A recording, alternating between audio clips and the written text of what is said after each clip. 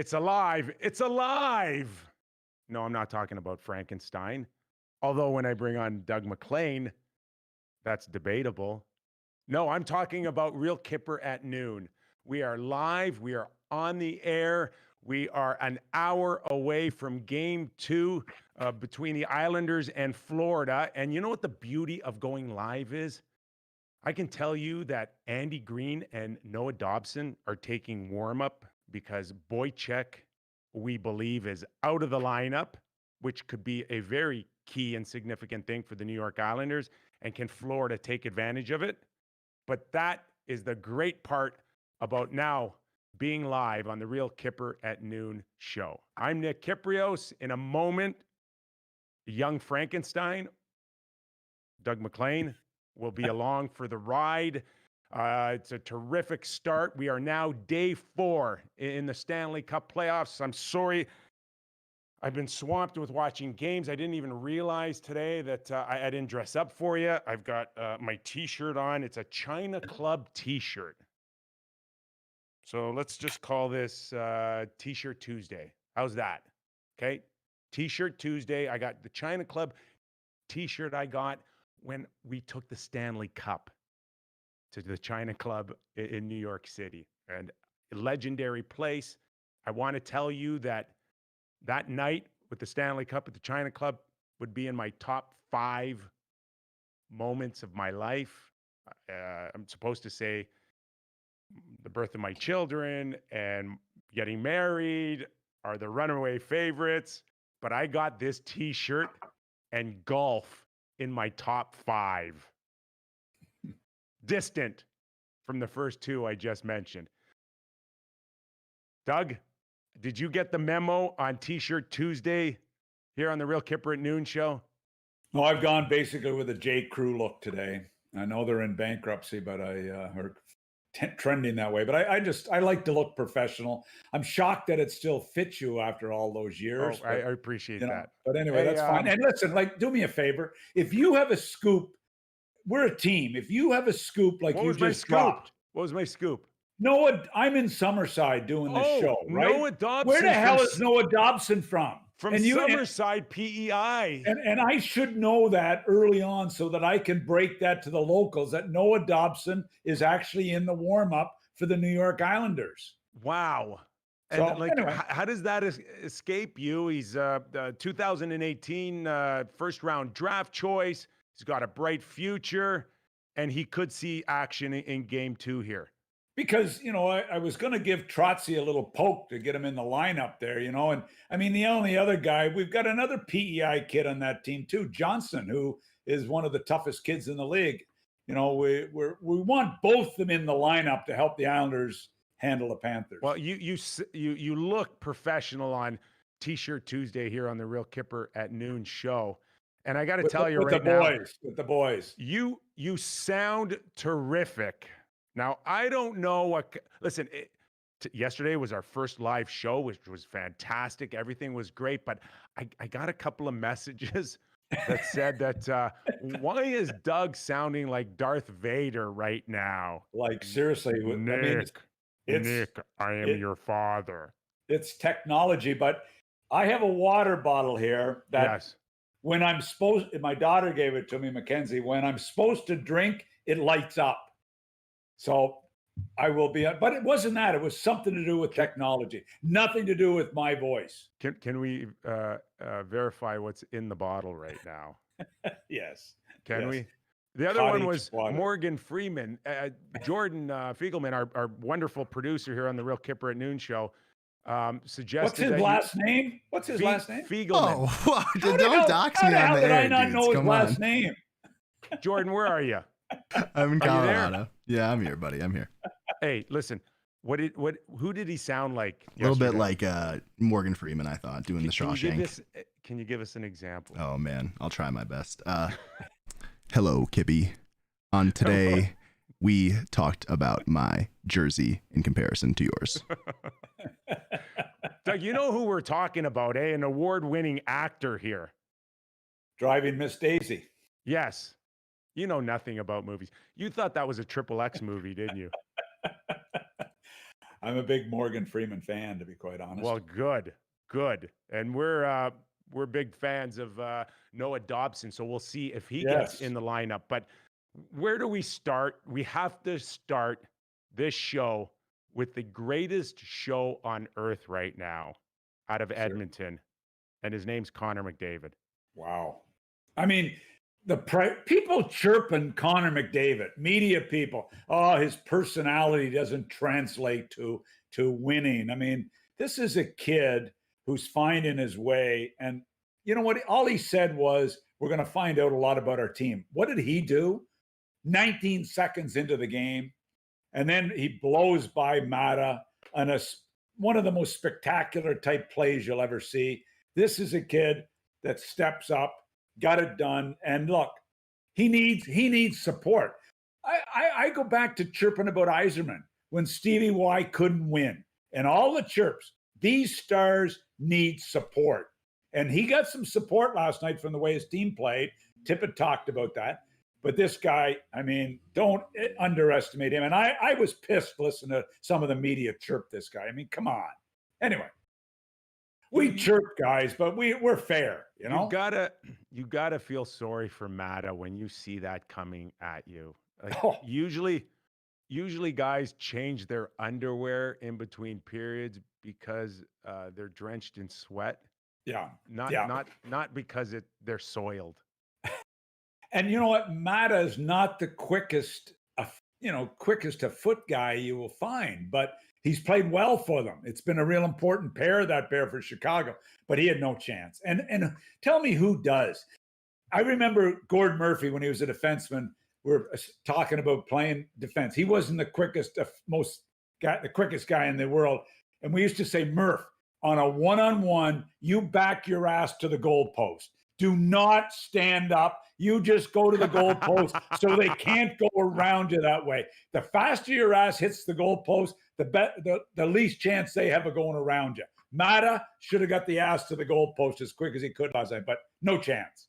Do you think what a terrific start? You're right. 19 seconds in, he gets the first goal, and then within 5 minutes, the world's talking McDavid. But sometimes you wonder if it's enough for the players to be elevated by moments like that, or do they end up being fans like us with the wow factor? Because sometimes it just seems like he's a man on an island when it comes to the response of the rest of the team in Edmonton. And if he's not making this great individual effort like we saw again last night, you just wonder how ultimately the rest of the team plays. Because for me, we didn't see real depth kick in probably until the back half of the game when James Neal's line ended up putting the wraparound goal in that kind of broke the game open. But it's almost as if you're waiting for this unbelievable individual effort out of Connor McDavid, or you're waiting quite a while for the rest of the team to get going. You know, these stars have a way of doing it. Like I talked about, you've got stars and you've got certain individuals. We talked Foligno, that he drives it, and he drives the energy and he drives that aggressive play as a leader. You've got McDavid, you've got guys sitting on the bench. Sure, they're mesmerized, but how do you not decide that you're going to play your tail off when you see this situation with what he did on the ice? How can you not play? Crosby's done it forever. Yzerman started to do it once he got some support. You know what? I don't know how you can be on that bench and not, go out there and block a shot and pay a price individually one-on-one. And you know what? He did it last night. Crosby did it last night. Price tried to do it. Tonight, somebody's got to do it for the Leafs. You got to get that individual performance that drives your whole team. And he got it last night. And I'm telling you what, if I'm on that bench as a coach, I'm thinking, oh my God, who in this bench is not going to play their ass off when they watch what he just did? So yeah, I think it's contagious. I really do. I really thought as well, it was so important that either, McDavid or James Neal, but they got to Crawford here. And Crawford, to me, looked really good. Even parts of game 2. And I really thought that Chicago was a lot closer in the game in game 2 to Edmonton than Edmonton was to Chicago in game 1. Yeah. Like this is still kind of gone either way a little bit more for Chicago, even though the score ended up being similar. And Crawford, to me, I would think that Mike Smith would have been the happiest guy in the building watching Crawford mishandle the puck in the net for the James Neal goal than anybody, because it's like it's an even score right now going into game 3 when it comes to bad goals at bad opportunities. I mean, look, Chicago give up a ton of great scoring chances. That's been the history all year. They've been a little better in this matchup. Crawford has to be a star for them to win. We said that before the series, for it to be close, Crawford had to be a star. I thought he was a star in game 1. I didn't think he was as good last night. I thought there was some bad deflections, some fluky type plays. I just didn't think he was as sharp, and he's got to be sharp. But look, going back to McDavid for one sec, don't ever think that him going head-to-head with Taves, and look, Taves won the first battle head-to-head. McDavid was on a mission.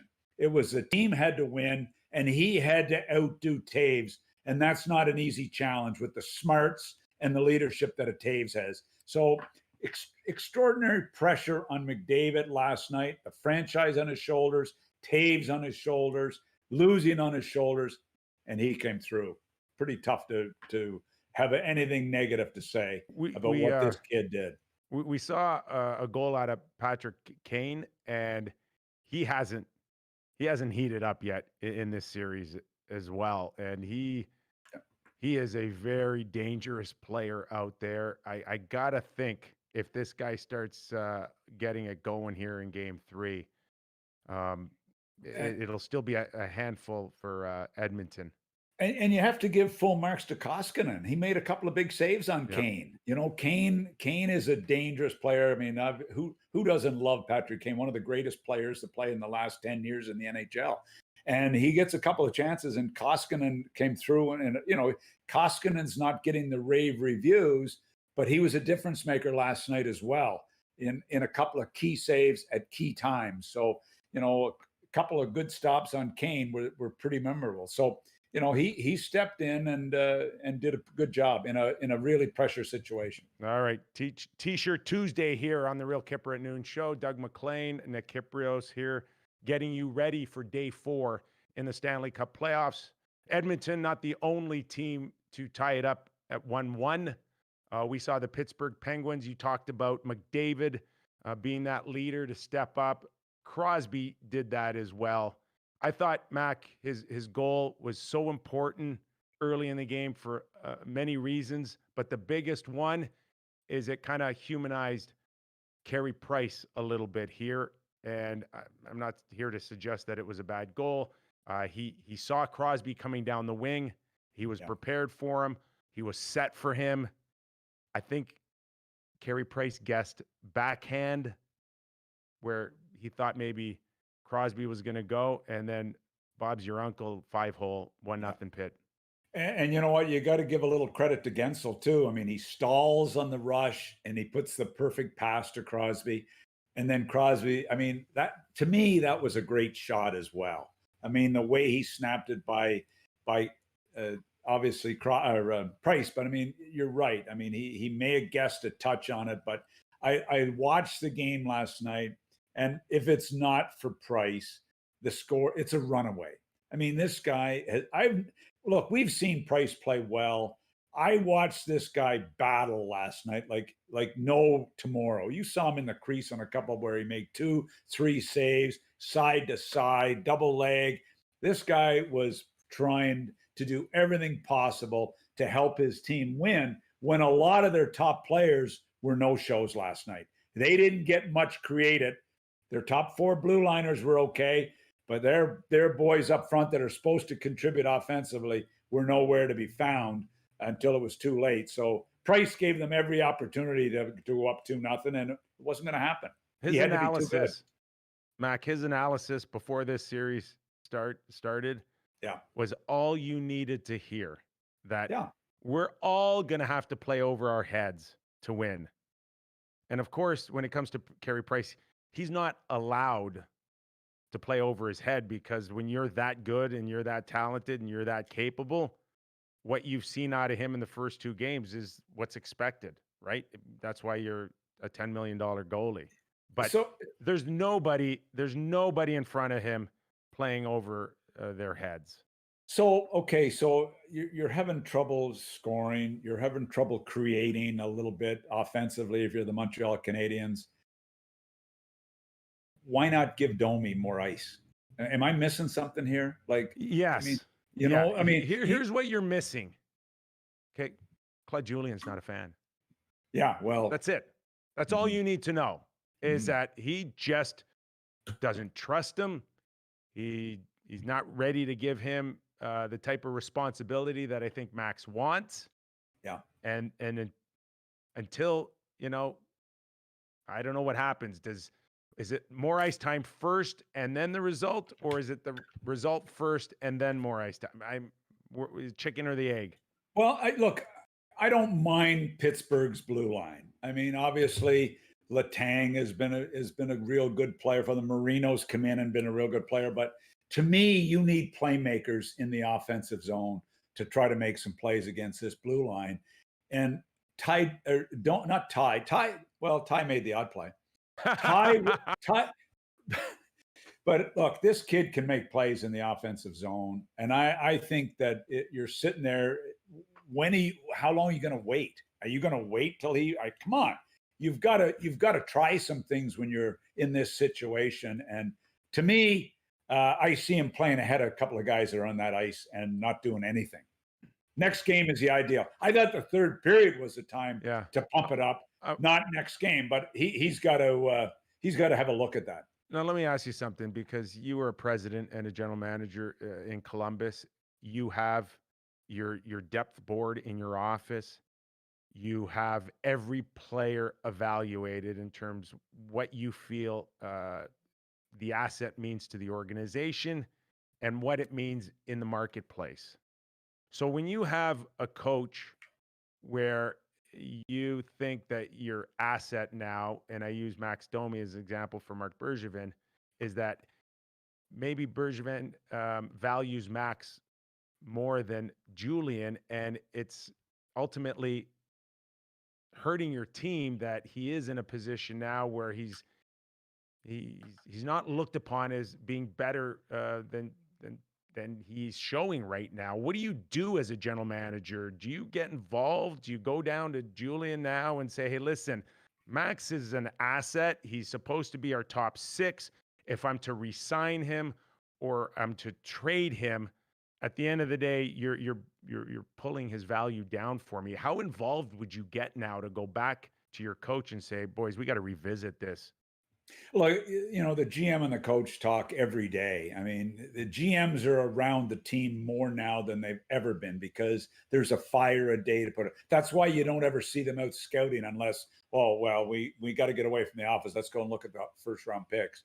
But most of them are spending most of their time with the coaching staff and also with the head coach in particular. This is something that I've got to believe Marc Bergevin is bringing up. I mean, if we're seeing it, and Marc Bergevin apparently is a fan of Max, I've got to believe it's a discussion point. Like, come on, guys, we've got guys in our top 9 that aren't doing anything. We've got to have a look at getting this guy some more ice. So I didn't even look what his ice time was last night, but I'm not seeing him nearly enough compared to guys that I'm seeing doing nothing. Couple of things that have stood out real clear for me in the first couple of games is, first of all, the amount of penalties that we're seeing. Mm-hmm. I think we are close to teams averaging 6 power plays each in a hockey game. I mean, that's an exorbitant amount. Yeah. And the other one that stands out is we're not seeing a lot of teams taking advantage of the power play. And the old saying is your goaltender has to be your best penalty killer. That was certainly the case for Carey Price, but 1 for 12 with the Pittsburgh Penguins in the power play. They should easily be up 2-0 in this series based on power play opportunities. Well, we're seeing it at every game, you know, with the exception of one that we're going to talk about a little later. But look, the power play, when it's that potent a power play, it's got to do with ice conditions a little bit. It's got to do with 143 days between playing. It's got to do with a lot of those things. So I would suspect it's going to improve, but teams are going to be out by the time that happens. The ice, have you noticed all the bounces? Like even Connor McDavid's spectacular goal. Go see how many times the puck bounced and how McDavid was able to actually control the puck in midair without losing a step. There's skill. 10 reasons why I think that goal is fantastic. Right. The number one reason is because he can do it at top speed when the puck is in the air. And most can't. And then we look at the penalty shots. Yeah. Don't tell me ice isn't a factor there. Well, it's got to be. And I mean, look, we know in the regular season that you always love your power play to come on with fresh ice at the start of a period. I mean, that's considered a reasonable advantage on a power play. And I remember when we'd have to kill a penalty at the start of a period. I thought, I don't like this. It's going to be a lot crisper looking. So, you know what? Those are little things that can come into play. But I still think it's a little bit of timing, the fact that we missed 140 plus days. And I think we'll see that improve. But teams are going to lose a series over the power play. I mean, let's go back. Let's take a look at the Winnipeg Calgary game yesterday. How many times did momentum change in that game because of a poor power play situation?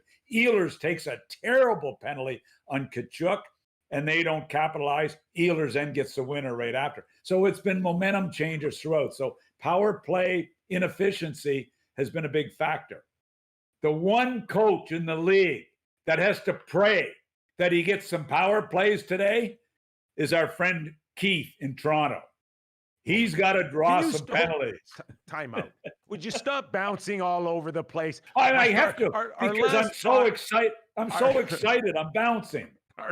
We were just on Montreal. But it's topics. Then you take it to Calgary and Winnipeg, and now you're in Toronto. I can't keep up with you, bud. I want to get it out there just in case Frank comes back. Okay. When it's the Real Mac show, I will try to keep up with you. But just all kidding aside, I just want to make one last point about difficult ice conditions. And we know Max, show me. It has to favor. And this we had this conversation the other day that how much easier is it to defend than it is to create. And this is, to me, the biggest factor, how this plays into Montreal. It probably plays into, the Islanders, where you're not talking about Columbus. You're not talking about teams that feel pressure to create, like Edmonton, like Pittsburgh, that you have to go out there and do spectacular things. And that's, to me, that's a big factor here, is why Montreal can keep it close here, because, the worse the ice conditions are, the more it favors the underdog. So, just one little story. I know you've heard this 100 times, and so have many of our listeners, but when we were playing the Pittsburgh Penguins in 1996, between every period, I would walk by the Zamboni driver when I was coming off, going, and it was a lady, and I used to say, put extra water on the ice. You make sure when we come out, that ice is so wet. And that's before we had these geniuses from the league running around doing tests on the ice. So she would just open up the pump, and I'd go out, and I used to ruin shoes because the ice was so wet. And Mario and Yager would be there. Why can't I stick handle? So rubber boots. You guys need rubber boots, not skates. It does help a little bit. So you have to do a little bit. Yeah, I agree with you. So take us to Calgary and Winnipeg.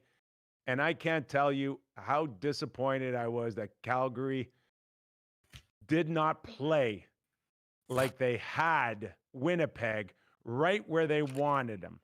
And no Scheifele. And we believe he's day-to-day here. we'll see. They're coming right back tonight. I think we have a puck drop at 6:45. It'll be real interesting to see where Scheifele is. My understanding is right now, day to day, actually, Patrick Laine has a better chance to be out probably a week. Yeah. With his top hand injury. I hearing that he can't even hold a stick right now. So we'll see where that goes. But how does Calgary, Mac, not take advantage of your franchise #1 centerman and your biggest shooting threat out there? How are they not up 2-0? And didn't look sharp to start the game. Like Winnipeg come out on a mission. So first of all, I've got to give a ton of credit to Kopp, Eakins, 20 minutes. and Lowry. Wow. And Lowry. Those three guys, to me, took it to a whole nother level with their performance. Kopp steps up into the first line. Lowry was a horse throughout the game. A horse. He's an intimidator. I love Adam Lowry. And I had his father, Dave, and who's one of my favorite players and one of the greatest guys I've ever been around coaching. But these kids, and Eakins, a pickup from Vegas, these guys paid a big time price. So full marks. I watched Wheeler. Talk about leadership. I watched Wheeler. They're out there for almost 2 minutes on a power play. Then they end up out on a kill in a delayed penalty situation on the ice, probably 2.5 minutes. And what they were doing whatever it took to win that game. So great penalty killing. But those three centermen, to me, deserve special mention for what the job they did for the Jets. All right. I just got a text from one of the players out in Edmonton. Says the ice has been great here from what I've seen so far.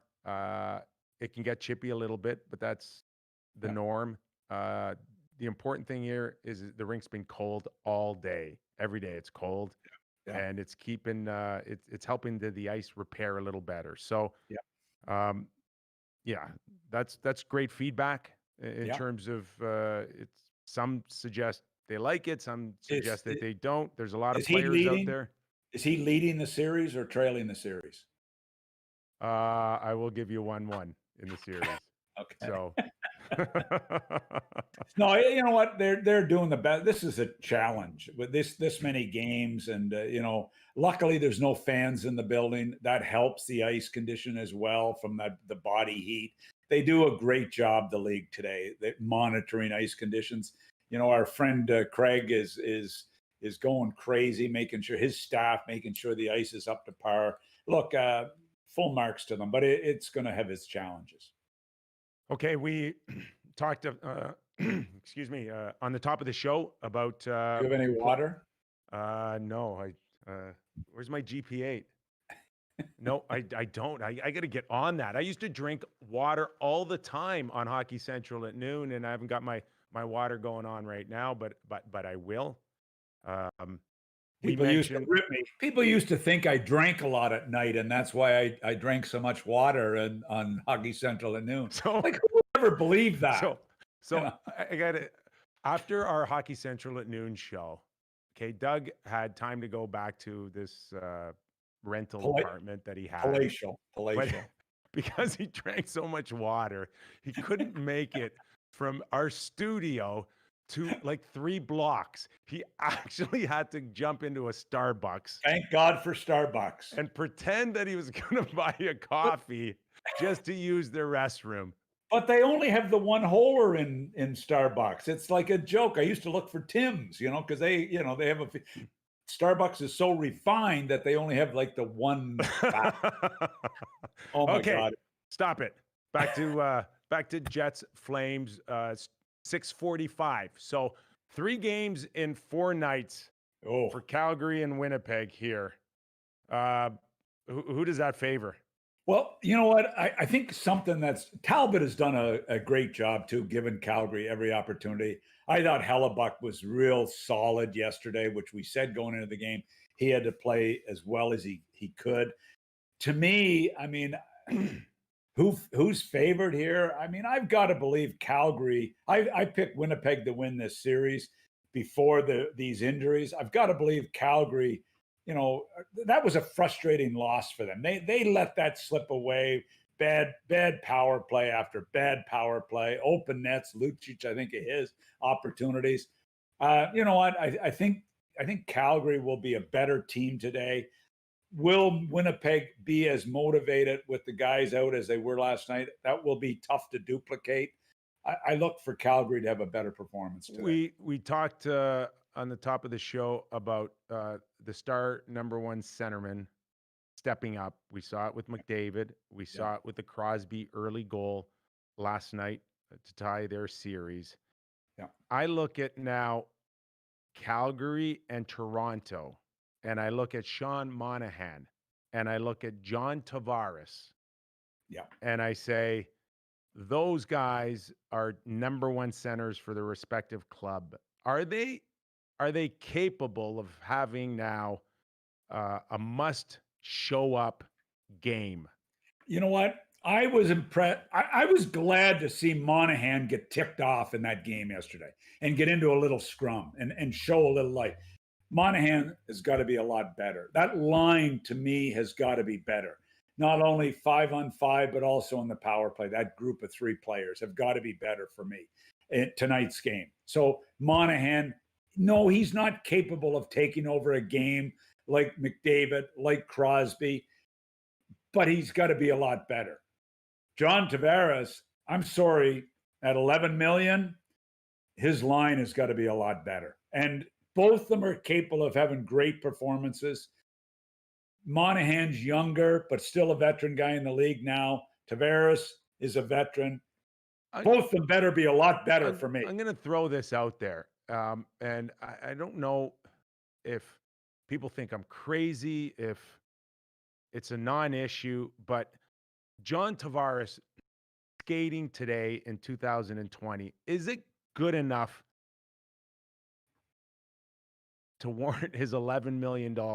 Because I don't see him as a poor skater. I see him as a skater that labors a lot more than some of the natural skaters that we have in our game right now. And I don't want to disrespect his skating, because he's a capable scorer, Mac. But it's not that easy for Tavares to get up and down the ice as it is for other number one centermen in the league in this day and age.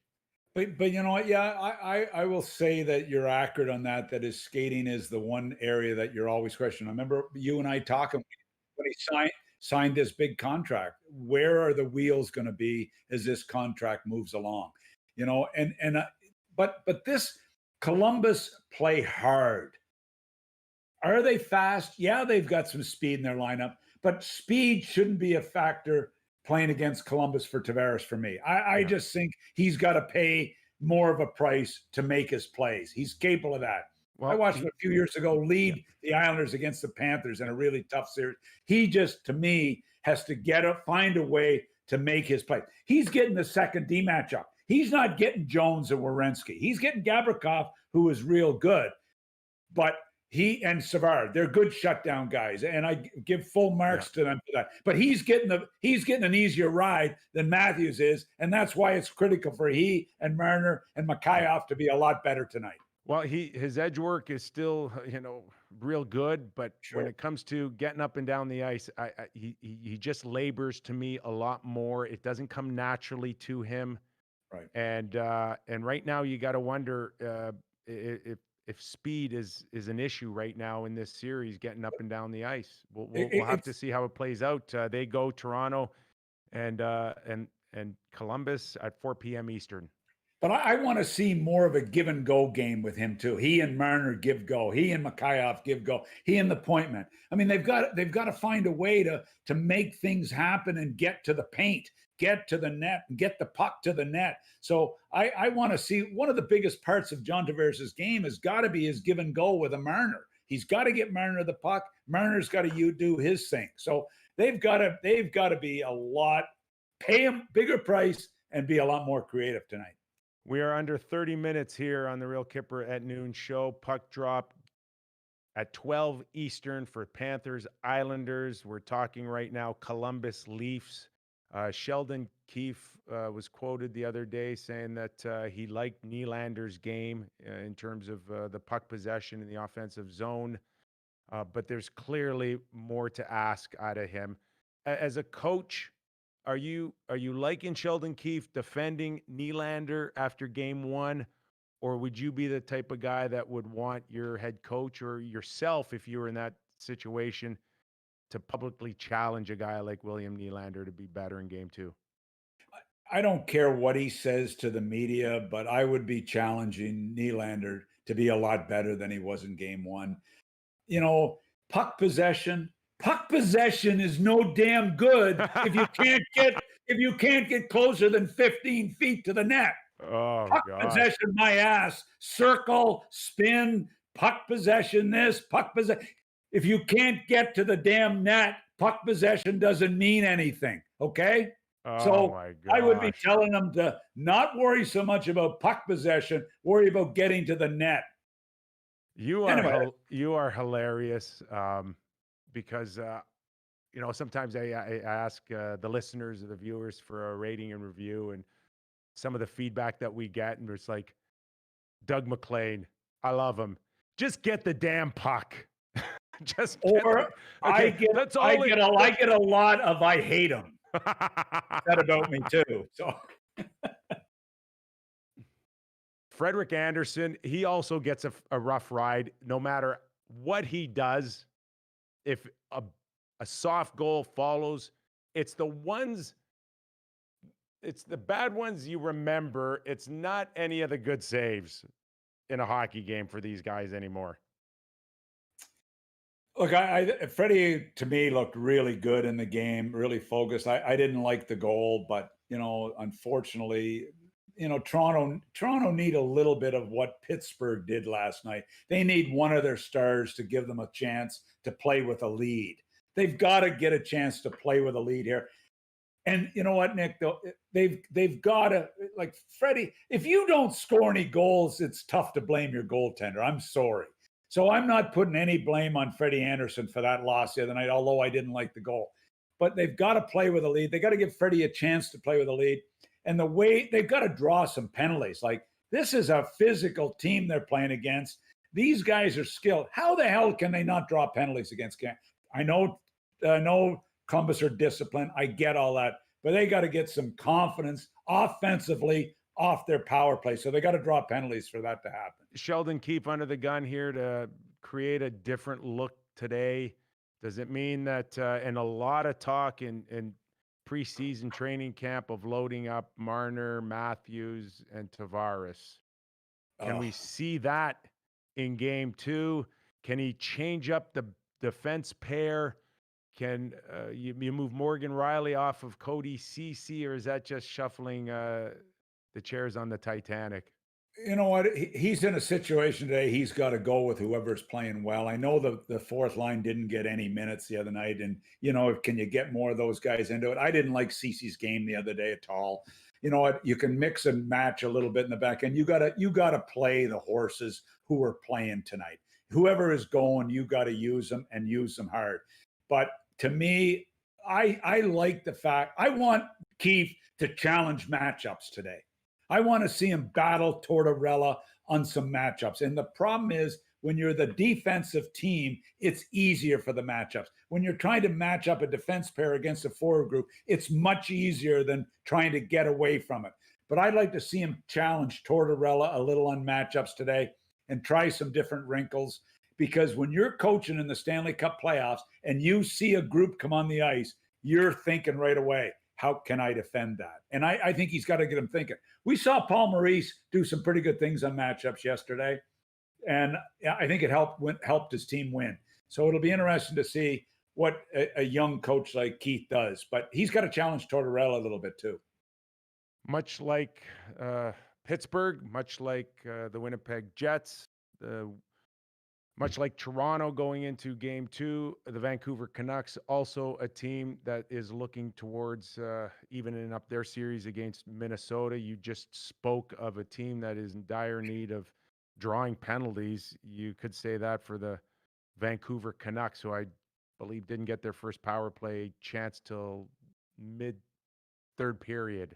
So Vancouver has to show up here in game 2? Because I didn't see a whole heck of a lot of showing up in game 1. They're young guys. They're young guys, and it's a real challenge. But if I'm Travis Green today, I walk into the dressing room and I mentioned to my top 6, did you guys happen to see a kid play for Carolina yesterday who's 19 or 20 years of age? Did you guys happen to see him play? He's the same age or younger than you guys, and he took his game to a whole nother level. I'd like to see one of you guys play like Sveshnikov. How's that for pronunciation? Sveshnikov, of course, the first hat trick in Hartford Whaler, Carolina Hurricane history in the Stanley Cup playoffs. Yes, I know many of you find that hard to believe because I was a Whaler. I was a Whaler. Ray Ferraro didn't have a hat trick? Ray didn't. Who else? Dave Tippett, Ron Francis, Kevin Dineen, Pat Verbeek. Wow. We're talking some great whale. We're talking some great whale. Great whale. No doubt about that. That's fun. But anyway, especially so I think there's you've got the top 6 guys have got to get it going. Besser's got to be better. Pedersen even has to be better. Quinn, they've all got to be a little better. Power play gives you confidence offensively. If you get a power play, you've got to make the best of it. Even if you don't score, by creating, feeling good about your offensive instinct. So it'll be fun to watch. This is full marks to Minnesota. They've got a tough top 4 blue line. Can Stalock do it through the whole series? Markstrom's got to help win a game today too. Markstrom's got to be better. On the topic of foot speed a little bit, Tyler Toffoli, we know he's a bona fide scorer in the National Hockey League with 30 goals, but is his future, is his next contract on the line here in the next few games?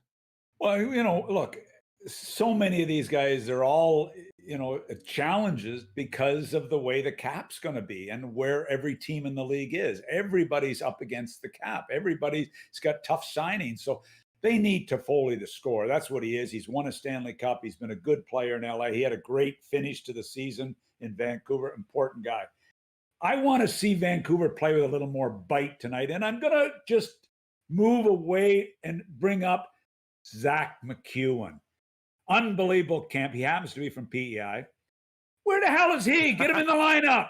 Get him in the lineup tonight. You need some bite. And we're talking mini like Columbus now, where they're shutting it down. And we talked about, of course, that Minnesota Wild blue line, and I don't have them quite where Columbus's blue line is, but they're close. Damn good. They're really good.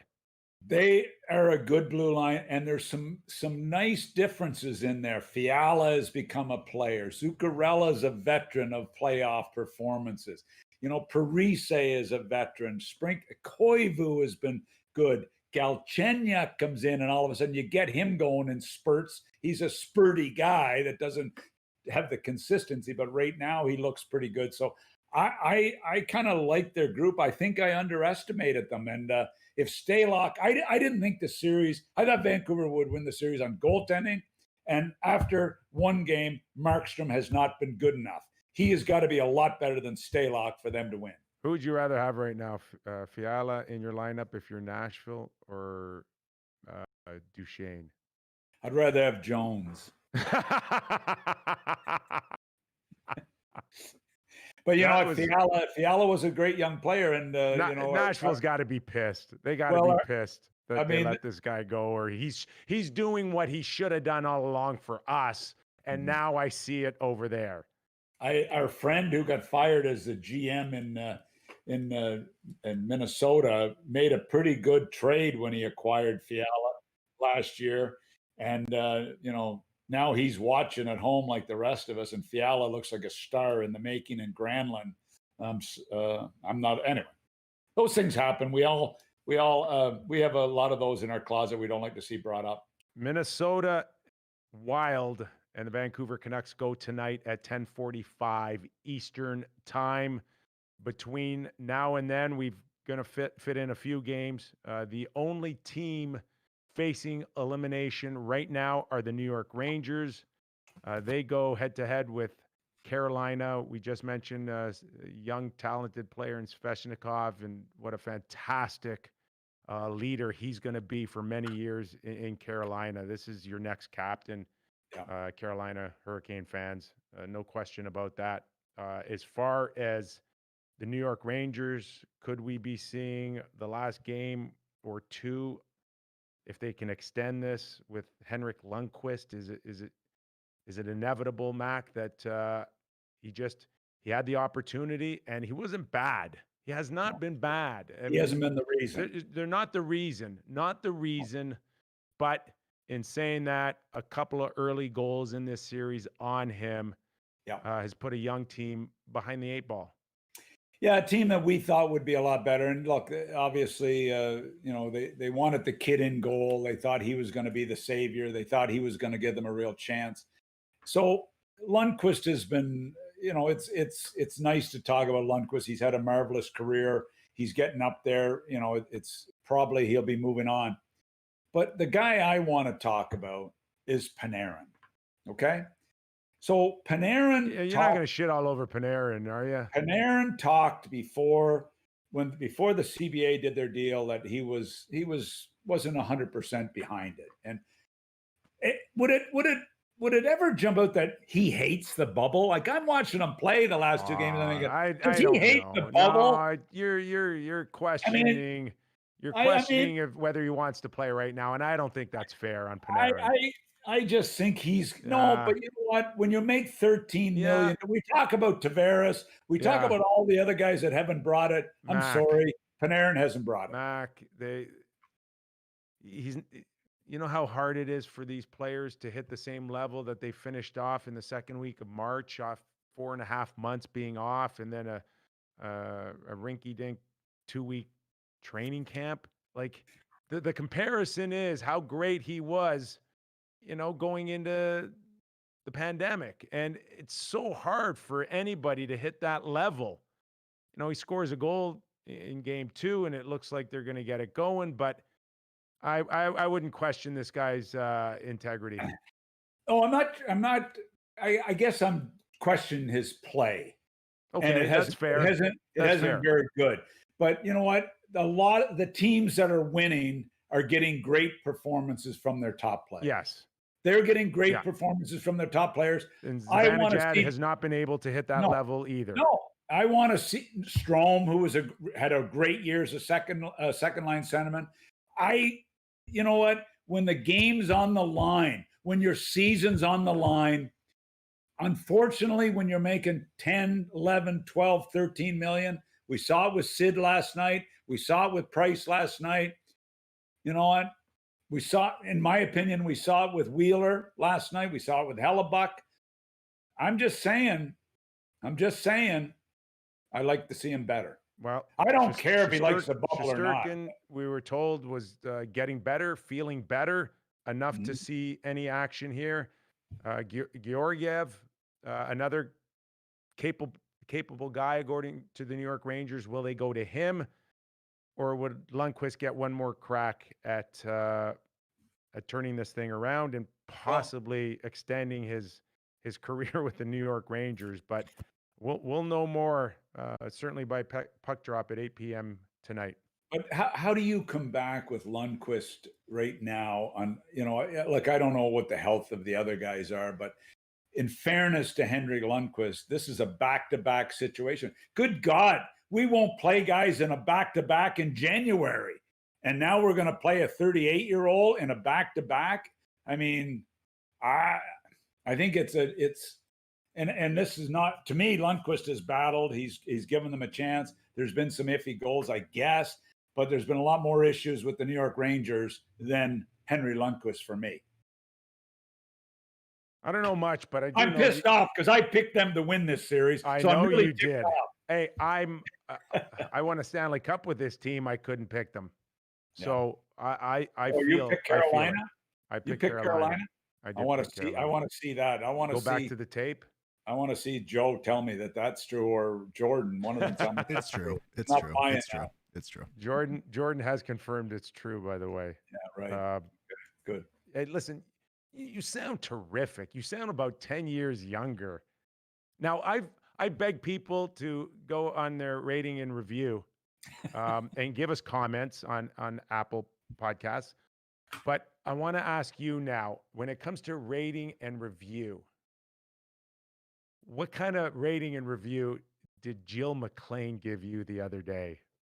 Jill said I was sitting up too close to the camera. Made me look really old. I said, well, I am. Did you say you know, I'm older than dirt? your hair looks white. You know, It is. you know, your shoulders looked all hunched in. You know, I get on the scales today. I weighed in at a real solid 195 this morning. Feel good. I thought I looked good, but I got a tongue lashing that I had to do. I'm counting on Jordan to make sure he makes me look good, my camera guy. Jill said, obviously, Sportsnet makeup had something to do with your on-air look last year. Oh my, Hillary, Karine, Yeah. everybody, a fantastic job over there, filling your crevices up. Right? Now, I also gave you some love on Instagram because yesterday, right to the moment we went live for the first time ever, you were working hard on your set with the Bobby Orr and Gretzky. And I kind of took a picture and I said that you had help. You had professional stylists now working on your set. And then I find out, well, it's not really a professional stylist. It's your business partner, Bruce Hickey. It's my business partner, Bruce Hickey, who this is his office that we're using, and Yes. he's a stickler for detail, and he wanted to make sure I look Yes. good. But as he said, I can't do anything with your shoulders or your face. I can only do things with the backup, with the background. And he wasn't too happy with me because I actually he took a wasn't happy picture of him hanging up the jerseys, wearing shorts. And his little belly sticking out. His little belly. Can you tell him that I've seen better legs on a piano? I will tell him that you're not impressed. Okay. All right. Is that before or after the lawsuit that's coming my way? Exactly. Listen, enjoy day 4. Where are you watching from? You got to sell condos too, right? Because you can't just sit every day and watch hockey. Your business is going to go down the tube. When you're on a fixed income, you've got to have other avenues to survive. And yeah, I've got it, but I'll be watching the game tonight. We're actually this afternoon, we're going to head to Victoria by the Sea, a quaint little village. You've been there, by the way. Quaint little village. We're going to have a late afternoon lunch, early dinner, and then be back by 5 o'clock to watch the Leafs. All right, less than 10 minutes. We go to Panthers and Islanders. It's 6 games on tap. Mac, terrific job today. Thanks for playing along on T-Shirt Tuesday on the Real Kyper at noon show. We will see you tomorrow. And for all of you watching, listening on our YouTube channel, Apple Podcasts, give us a rating and review. We know we've talked about how that means so much to Doug. Me, I'm okay with it. No problem at all. But make sure you give a thumbs up to Doug Maclean. If you're feeling lucky before the game, we got 6 games on top. Go check out blitzbet.eu. Put some money down and see where it goes if you like that sort of stuff. Mac, he still got the first nickel he ever had. So we'll try to part with that every once in a while on blitzbet.eu. As far as you, we will all see you tomorrow. Enjoy all the action. You've been watching and listening to the Real Kyper at Noon show.